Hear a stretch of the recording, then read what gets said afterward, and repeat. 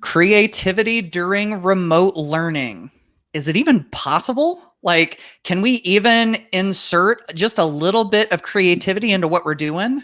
I think for us as educators and definitely for the students, there's got to be a way, and we got to hope that there's something that we can do. And so that is exactly why we are here this evening. So I want to introduce myself real quick. My name is Matt Miller. I'm the author of Ditch That Textbook, and I want to welcome you to our Ditch Book, what is usually a Twitter chat, but is tonight a live video chat where we're going to be doing 4 questions. If you're joining us in the live video, then welcome to you. And we're going to be pulling all of your ideas and all of your... Uh-oh. Oh no, Matt, I lost you. Oh no. Okay, I think we're still live. You can still see me. Here we go. I think Matt will hop back in. Let me text him. Oh, we were doing so well. Oh, I was just about to text. I was like, oh no. So well. Okay. Fun fact here, boy. This is going to make the people who find this on the replay, they're going to be like, what in the world? Who is this? I have this mouse and this little button right here is a back button. I got to figure out how to disable that thing. No. Yeah, I know. So anyway, let's try this again. So I'll introduce myself real fast. My name is Matt Miller. I wrote a book called Ditch That Textbook. Spent more than 10 years as a high school Spanish teacher. And if we're going to be talking about creativity infused into learning, boy, I got to tell you, we have the guy that you want to talk to, Claudio Zavala Jr. Yep, I'm going there. Sorry, man. So can you give everybody a real quick introduction? And by the way, if you're watching this live, we would love for you to check in the comments, which I can see that so many of you already are. Let us know. Let me throw the banner up here real fast. Let us know your name, your location, and your role. And also, what is your creative talent? We all seem to have some sort of version of creative talent, so we'd love to see that in the comments. So, Claudio, can you tell the nice people a little bit about yourself? Sure, absolutely. So, for those of you who don't know me, I'm Claudio Zavala Jr. and super pumped about being here. When Matt asked me to, if I want to be a guest, I was like, yeah, no brainer, I'll be here. So I work in the Dallas-Fort Worth area. I'm an instructional tech coordinator, so I work with educators, helping them integrate tech in the classroom, innovate, and just all types of creative tools. I'm super passionate about storytelling and helping educators and students tell their stories, and just being able to share who they are. And who better to share the story than the students and teachers themselves? And I love photography. I love video, or I love graphic design. And I'm a musician as well. I don't know if you can see my drums over here. So right, all of it just has blended. It's come to a point where it's all kind of, it's an amalgam, and so I mix everything up together, and just I love it all, and I love sharing. I love teaching, and I'm excited about tonight. What we're going to chat about. Yeah, absolutely. And it should be a fun discussion. And we can already see that a bunch of people are here. I've been throwing some of the names onto the screen already. So if you're here, thank you so much for joining us. So I want to say hello to everybody that's here. And yeah, we're going to be kind of like what we were saying earlier. We're going to be talking about creativity. How can we infuse that creativity into remote learning when it feels like, sometimes it feels like, and I've seen lots of people that are the exception to this, but sometimes it feels like we're kind of stuck in the old rut of the way that we've always done things. And man, if it was only marginally successful in a regular classroom, it feels like it's even less successful in this way. But I've seen lots of examples of people who are breaking out of that rut. Claudio, is that basically the same for you? I think I'm seeing that right now. I was talking with a good friend of mine, Albert Thomas. He lives down in Austin, been just good friends for so many years. And we were chatting the other day just about that right now we have such a great opportunity to, explore some of those creative outlets that many of us have. I was kind of looking through the chat, and people were saying, my creative talent is I love making things, I love crafting. And, fortunately, we're still working from home, but we do have, that time.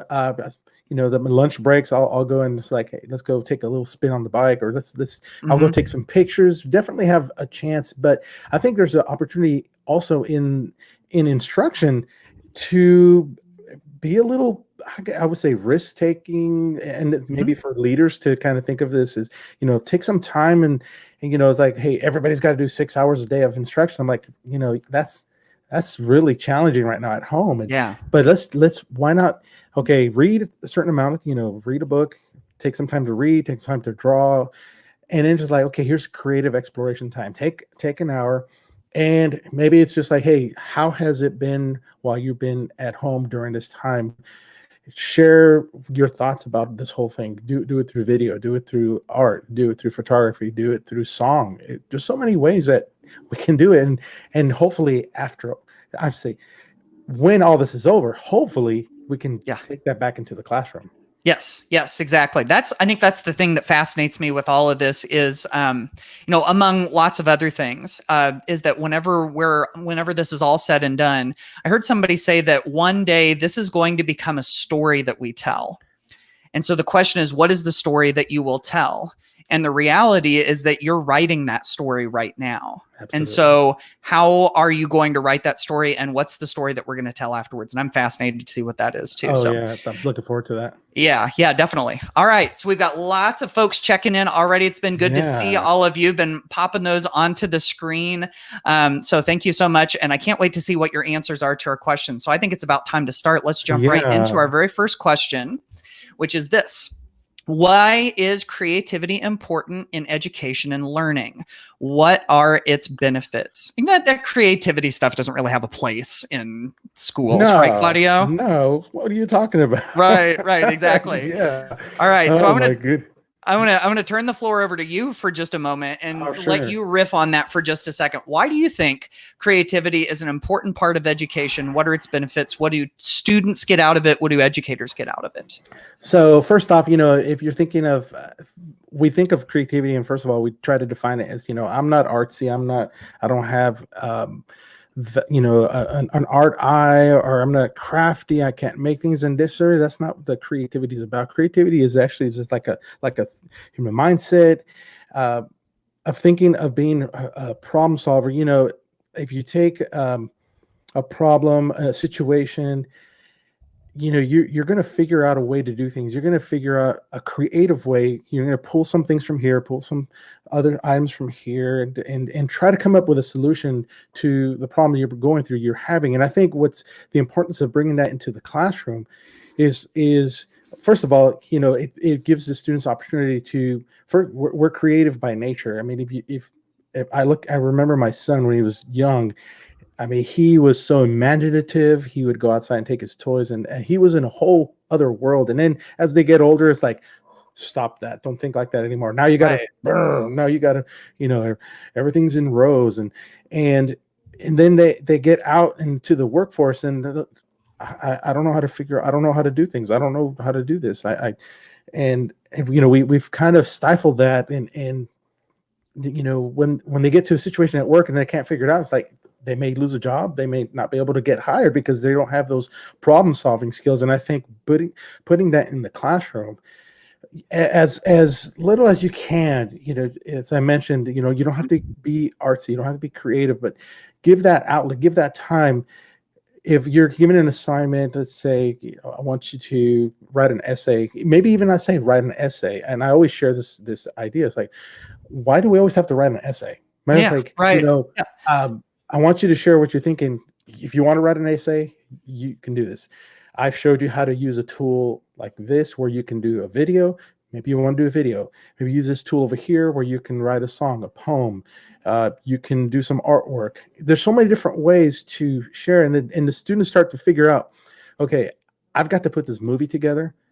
Mm-hmm. Okay, what do I need? I need a camera. I need crew. I need this and that. So right there off the bat, they're starting to think about what are they needing for this to figure out how to get this project done. And those are all creative ways. And I think giving those students the opportunity to explore that and really almost be very hands off. And I know for many of us, I know for me, we started teaching where it's like, oh no, it's like, we can't be hands off. And it's like, as it's got to be. We got to the point where it's like, you're almost just kind of like guiding, just kind of like almost like I was think of like the bowling alley where they put those things on the edge, The bumpers, right? bumpers. Yeah.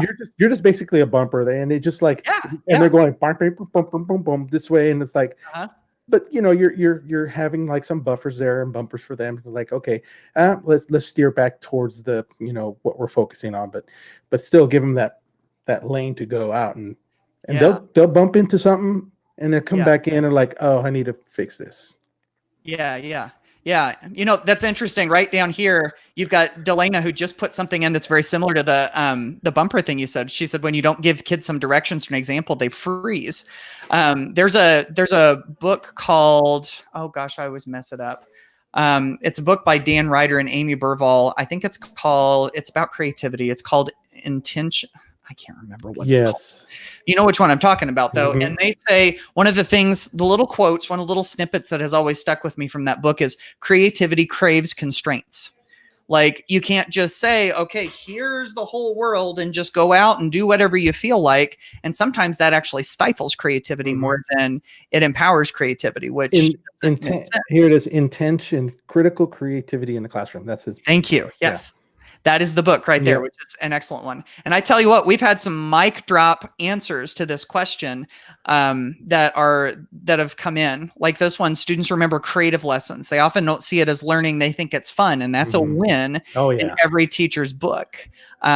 We've got, let's see, how about this one from Krista? She says, creativity in this time and place, creativity will help allow students to figure their way through learning and how to learn, use that term loosely, through this crisis. I mean, really, that flexible learning that comes through creativity is really helpful. Definitely. Yeah. And I'm looking through and I was kind of looking at some comments, and I think it's a challenge and it's a mindset where, I'm hoping that like many of leaders that are starting to come into districts, superintendents, and this and that, they start to kind of see the importance of, of taking risks, being creative, and it's we're definitely not preparing our students if we're not doing that right now when they get their jobs that are not there yet, and we can prepare our kids for that. Yes, absolutely. We'll go through a couple more of them. James says creativity allows for an authentic and memorable experience. Yeah, and I tell you what, if we want students to be that word memorable, that one is key to me. If we set something up where it is a memorable experience, that's really what, in many ways, that's a big part of the learning experience, is remembering, and that really helps them to do that. I'm just going off of what James said right there. I think it's that you're the key, the memorable. It's you remember, and I think earlier someone says you remember those creative moments. I'm thinking of a time when I was in woodshop. I took a woodshop for 4 years, and I think that really helped me in everything that I do. There was, he said, measure twice, count once, but he also allowed us to explore, like, hey, I want to create this big piece of furniture. And he said, all right, do it, design it. And then you start to design it. And then his direction was like, okay, so you want to do this, but here's what you have to think about when you're doing this part right here. If you want the door to open this way, there's going to be some pieces here that are not going to work. Or what can you do to, and then you go back to the drawing board. And you're like, okay, but I mean, I still have an armoire that I built that's almost 30 years old. Oh, for real? Yeah, I still have it. We still use it. But it was just, every time I look at that, I remember Mr. Hamilton. It's like he let us explore that creativity, even at a wood shop, even with those sharp tools around. He let us explore creativity. That's cool. That's cool, man. I've been holding out on this one. This was a real mic drop from Monica Spillman, who is a sketchnote guru. If we're going to talk about creativity, we need to definitely feature her voice. She says, creative expression is the ultimate pre-writing for any age learner. I thought that was so good. Love it. So good. And then there's this quote that I put up from Pam Hubler a minute ago. She says, one of my favorite quotes, creative minds have always been known to survive any kind of bad training. Wow. That's some food for thought right there. So, well, I even think right now during what we're going through, it's, the creativity among leaders all over the world right now. It's just like, there's got to create that creative minds, like, to get out of this, Absolutely. All right, so that's question one. This is a good place to probably jump to the next one, Yeah. especially since we're halfway through our normal 30 minutes. Woo, We've only gotten through one man. question. Oh my goodness. So, all right, buckle up, folks. In that case, we need to, well, we'll hustle through the next questions, but hey, we're here for the conversation, you know. So, Yes. you know, people can just come and go as they please. This next one, I think this is the one that I've been selling in the tweets. In the promo, I keep talking about how we're going to come away with lots of ideas and tips and tricks for how to infuse it. So now that we've had our sort of primer, let's go to number two. What are some examples of ways creativity has been infused into learning? And this is, you know, obviously this is an area where, you know, we can go a number of different directions with this. We can talk about, you know, creativity in writing, creativity in thinking, creativity in artistic expression, and audio and video. I mean, there's even creativity infused into our lesson planning as educators. I mean, creativity goes all the way across the gamut, I think, in education. But we're looking for some examples here. So I can't wait to throw some of the you that are watching up at the screen in the form of comments. But Claudio, why don't you, because I know you've got a ton of them and you've got your favorites as far as the tools and as far as the activities and stuff. So why don't you share some of your favorite examples? Well, for sure, for sure. So I'm a huge fan of telling your story through video. I mean, first of all, because I would say many of us have this in our hands. Basically, you have a production studio in your hand right here. You know, I have my camera, like my other camera here. We were talking about earlier. I was trying to set up, but it just didn't work. So, but right here, you have a whole production studio from pre-production to production to post-production, the whole process. And I'm a huge fan of giving opportunities in the class to infuse that type of storytelling in the classroom, whether it's just capturing a snippet, just a quick snippet of, you know, an event, something that's happening in the day, because also is a great way to communicate with parents what you're doing in the classroom. Just capture what's happening. Some of the tools that I'll use allow you to do record your face and what's happening here. So you can always have some infusion of kind of like interview style type of projects of videos in the classroom where you're working, you know, asking students if they're kind of talking with each other, kind of giving themselves feedback on projects that they're doing. And there's just so many different ways to infuse just using video for storytelling. Now, as far as like tools, I don't know if we're getting ahead to, I don't remember I think it was the next question, maybe. No, but some tools, I think, double tap is a tool. It's available on the iOS, but that allows you to do that front and back camera.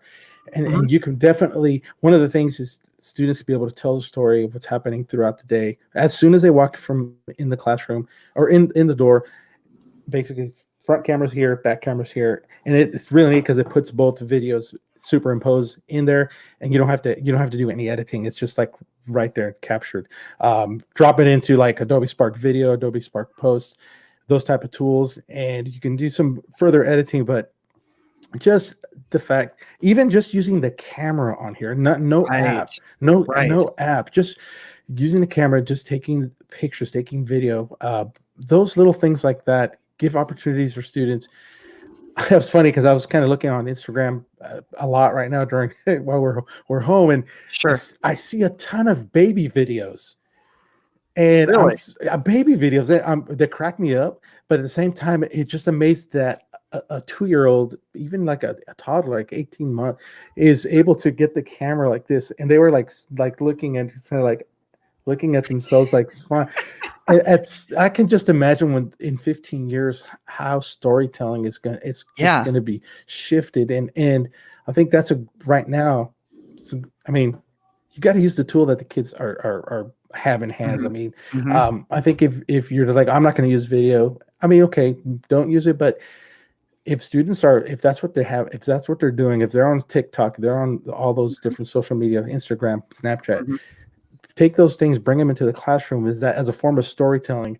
I mean, if it's like, say, social studies, the history, how would the presidential election, elections been in the 1800s had they have a device like this? What would be your take on that?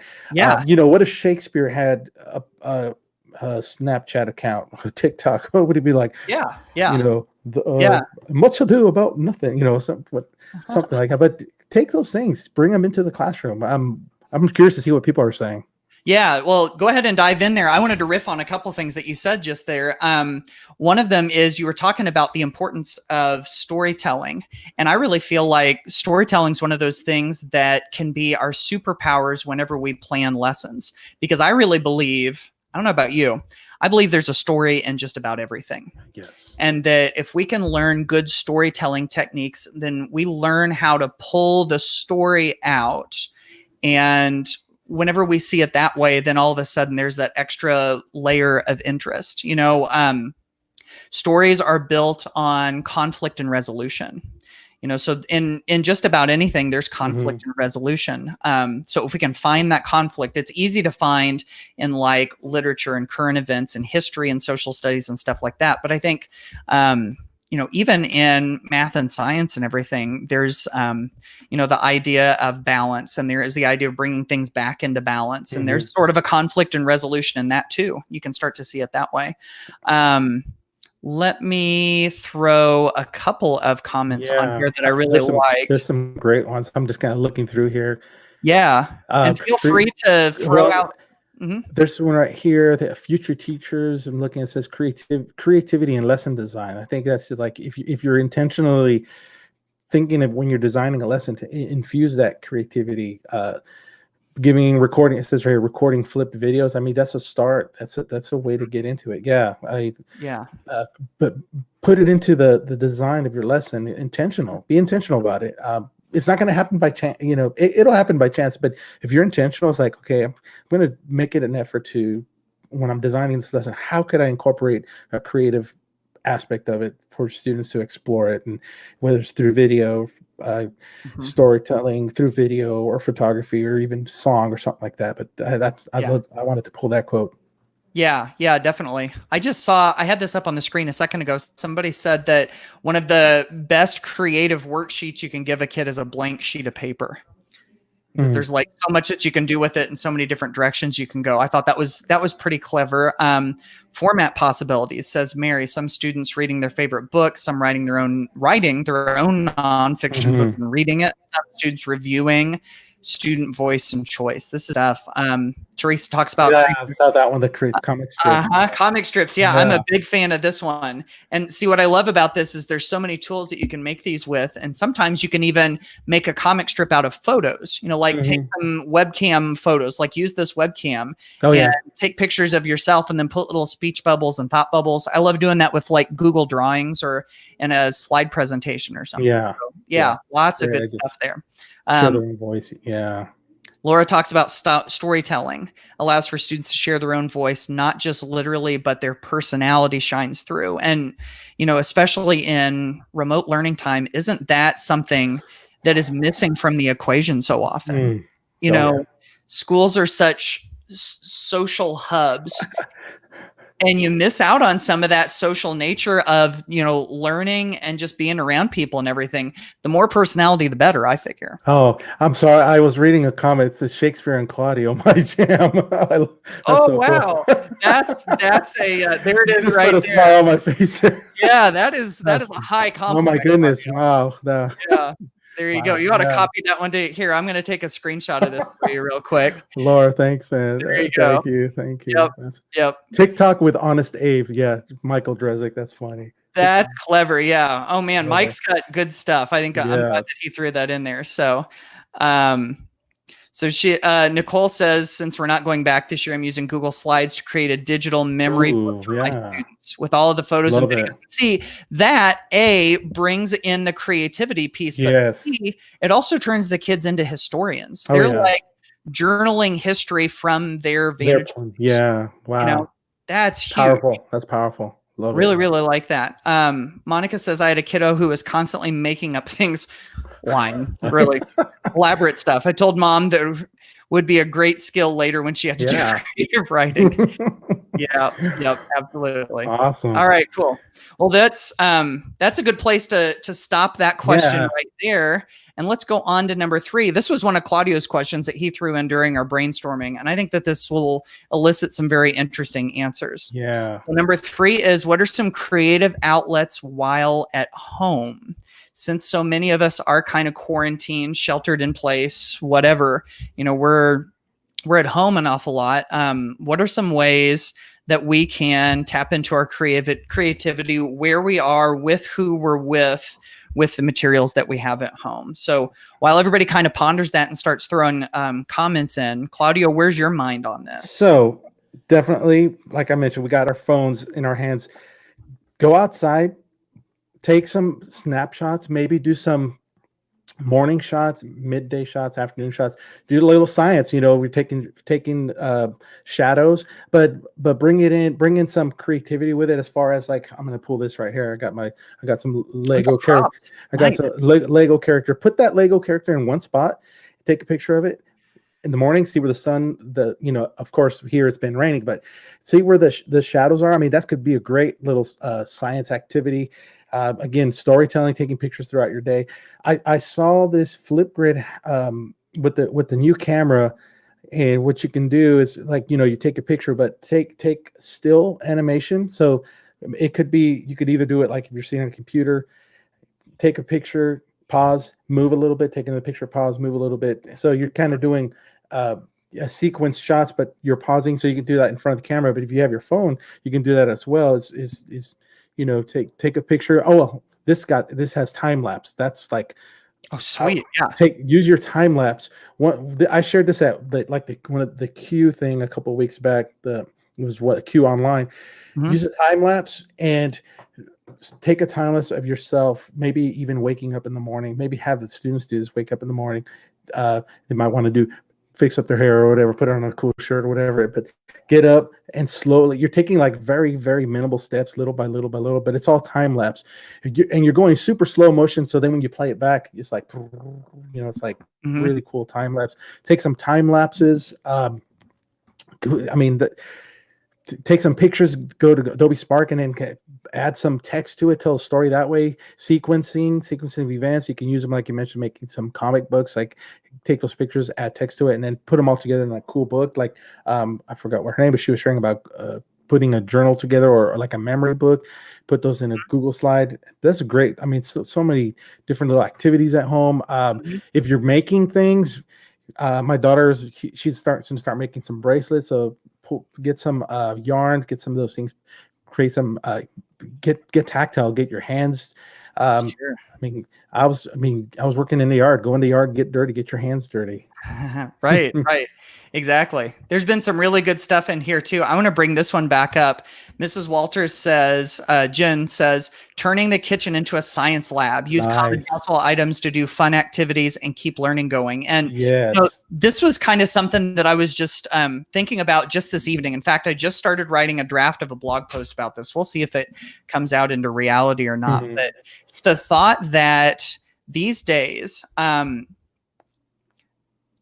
the motivation, what we're using as motivation is a little bit different, because in the past we've tried to use grades as a motivation. And now with so many schools, I know our school district is going, we need to do something different with grades, and like grades, they've got a policy where grades can't harm a kid's overall semester, only help. Okay. And so that kind of changes the dynamic a little bit, So now all of a sudden, if the motivation dynamic is a little bit different, the question becomes, how can we, instead of using grades as the main motivator, how can we create an atmosphere where motivation happens? How can we draw that motivation out? And I think by doing stuff like this, turn the kitchen into a science lab. Like, what are some things that you could do in the kitchen that are interesting? What are some things that you're curious about that you can make happen? Anyway, that one really stuck with adult supervision. Yes, definitely with adult supervision. Yeah, definitely. I saw that one too. Yeah, this one was great. Yeah, cardboard. The duct tape, cardboard. I think Iron Man, something like that. Oh, right. Yeah, that's right. My daughter made a what was it? I think it was a Captain Marvel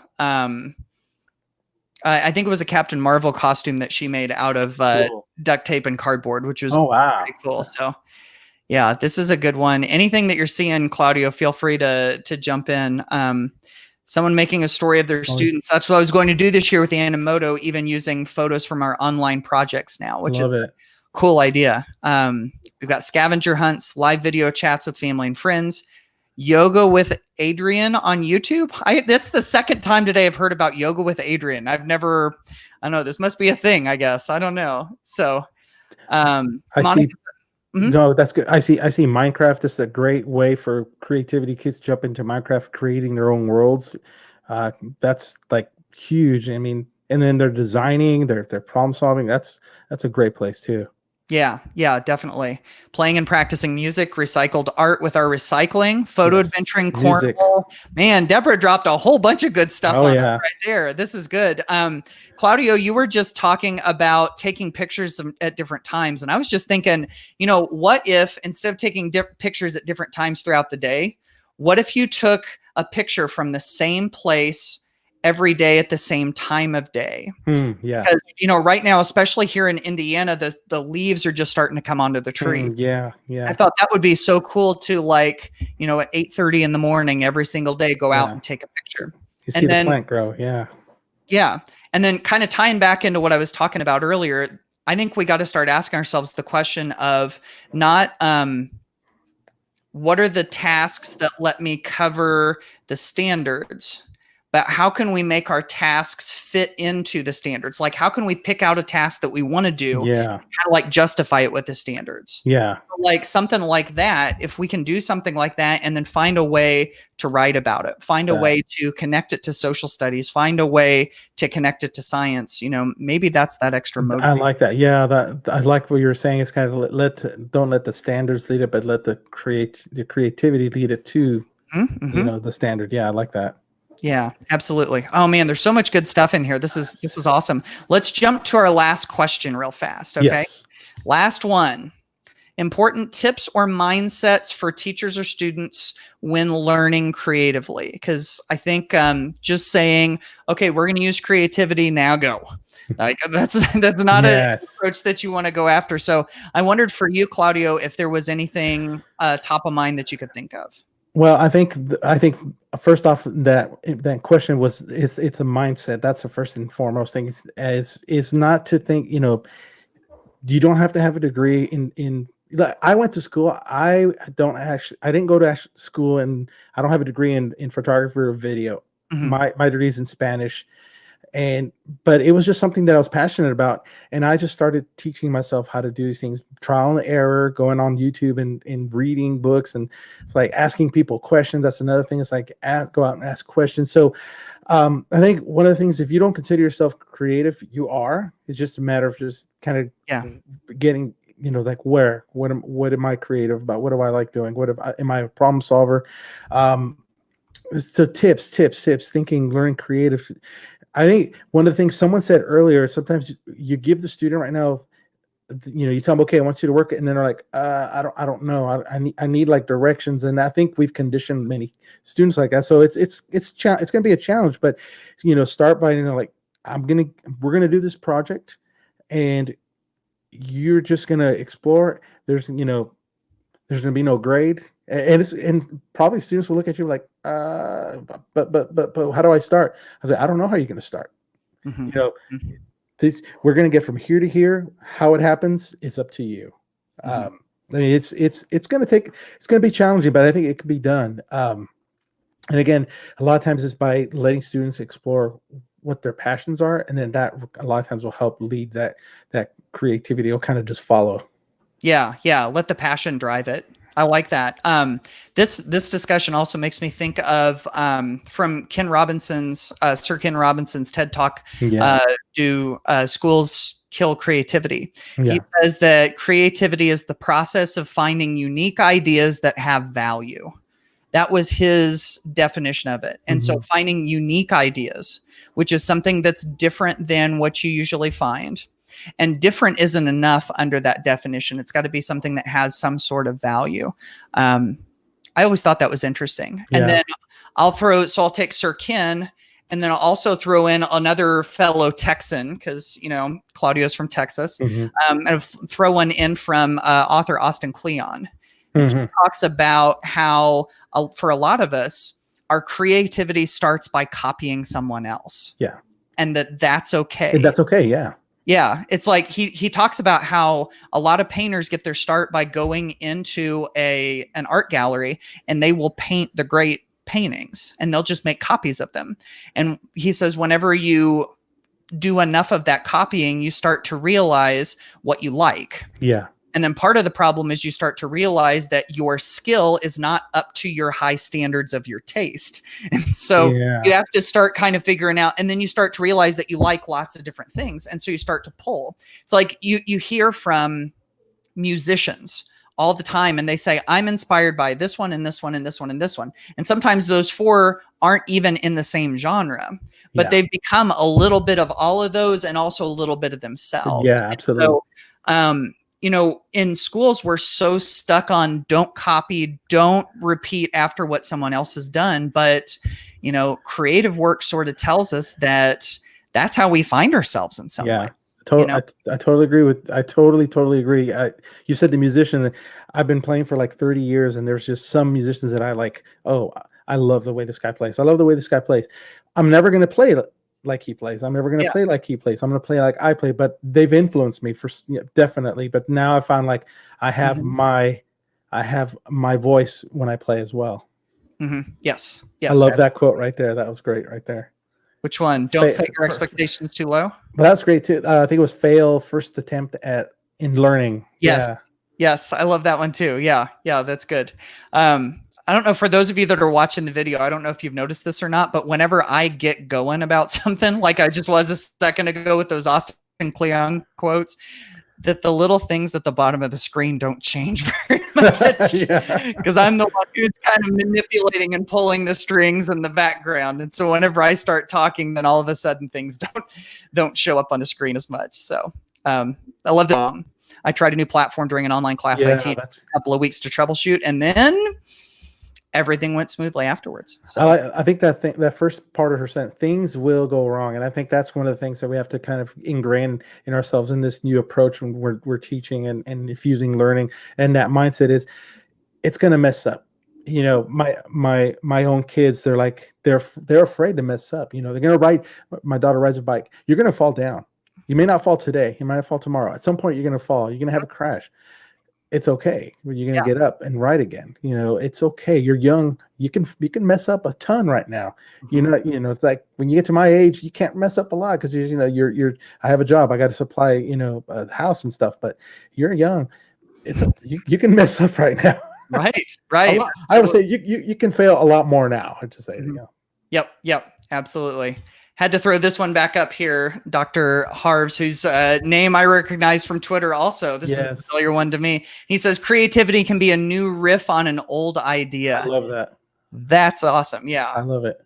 Yeah. There's a lot of inspiration out of that too, I think. So, all right. Very good. This has been so good. I'm going to throw one more up here. It goes so fast. It does. I know, right? Yeah, I know. We just started. It's been about 38 minutes we've been going. Usually we shoot for 30 minutes in the chat, and so we've been pretty close. Well, I'm glad that people are still hanging on here. It's late for you, many of you too. Thank you. Yeah. So before we wrap up, I had to show you one little secret that I've been holding out until the very end here. Hasn't totally been a secret per se, but something that I didn't mention until just now. Get a good look at Claudio's t-shirt. Now get a good look at my t-shirt. See, we're twinning today. Twinning, yeah. So this is a t-shirt that the man himself, Claudio, designed. If you're interested in getting one of these, you can go to his website and get one just like us. So I promise he didn't pay me to do that. This is not a sponsored post. This is just that's a surprise, definitely. Yeah. Yeah. So jump over there and grab one of those if you want to. He also has another one that is really cool too. In fact, I need to show this to you over on my screen real fast. Since I am a big fan, first of all, is his website not like totally gorgeous? Check this one out. I really like this one. It's the word creative, but it's done in like all of the what do they call those? Like the elements, right? Yeah, the elements. Yeah. So that's pretty cool too. And so yeah, anyway, I just had to share that with you all real quick. That's been Awesome. fun. So anyway, we're gonna wrap this up real quick. Check out on Twitter in the Ditch Book hashtag. We're going to be curating a lot of the resources and ideas from this chat into a wakelet. And so, you know, any of the stuff that's been dropped in here, we're gonna capture that here. If you haven't followed Claudio on Twitter and you are a Twitter person, let me make sure that you can see that whole thing on there. He's at Claudio Zavala Jr. Right? So go check that out. We're going to continue doing more and more of these live videos. If you enjoyed this, please do subscribe to the channel. Make sure you hit that subscribe button and then hit the little bell button next to it. And that'll make sure that you get notifications right before anything starts to happen here. So any parting words as we finish up, Claudio? You know, I just one of my things when I do my videos, my YouTube videos, is, you know, keep creating. I always end my videos, so I say keep creating, and I always tell people be good to one another. You know, the world would be a much better place if we could be good to each other. Yes, absolutely. P.S. We had a question in the comments about your team. I saw that. Is there a man-sized onesie? I have to find out if they have them. You need to get on that, okay? Yes. Happen. Yeah. All right, very good. Well, we're going to wrap this up. Thank you again so much for joining. We do this every Thursday night, either on Twitter or here, so definitely check us out. And again, subscribe if you want to keep up with these live videos. So for Claudio Zavala Jr., I'm Matt Miller from Ditch That Textbook. We had a great time hanging out with y'all, and take care, stay safe, be well. We'll see you next time.